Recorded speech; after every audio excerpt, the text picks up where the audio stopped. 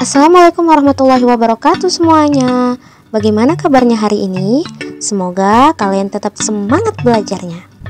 Sebelum kita memulai pelajaran kita, yuk bersama-sama kita saksikan video berikut ini.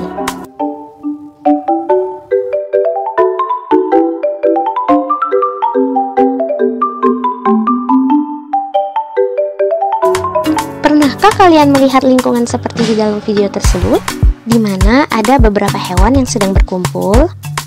Lalu, kira-kira komponen apa saja sih yang terdapat di dalam video tersebut? Apakah hanya terdapat makhluk hidup? Ataukah ada juga benda tidak hidup? Dan kira-kira bagaimana sih hubungan antar tiap komponen dalam video? Lalu kira-kira kenapa sih ibu meminta kalian untuk melihat cuplikan video tersebut? Nah, hari ini semuanya akan kita bahas di dalam materi ekosistem. Anak-anak ingat kembali bahwa setiap makhluk hidup memerlukan makhluk hidup lainnya dan lingkungannya untuk kelangsungan hidupnya. Ekosistem adalah hubungan timbal balik antar makhluk hidup dan lingkungannya.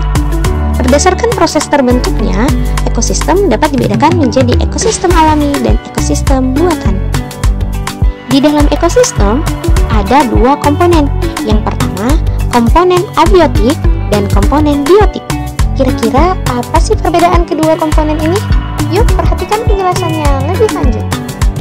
Komponen biotik adalah komponen makhluk hidup yang terdapat di dalam ekosistem.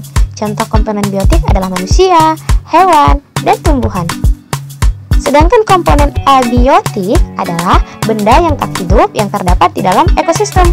Contohnya adalah tanah, udara, air, cahaya matahari, dan suhu.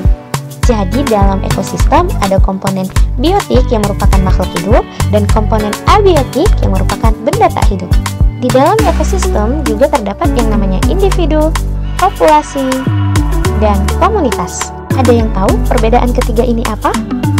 Individu adalah makhluk hidup tunggal. Contohnya seekor kucing atau seekor ayam.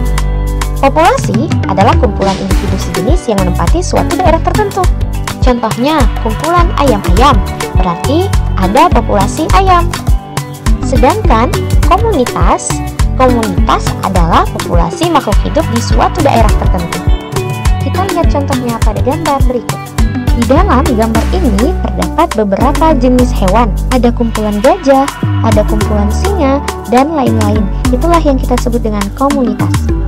Di awal tadi, Ibu sudah menyinggung tentang jenis-jenis ekosistem, yaitu ekosistem alami dan ekosistem buatan.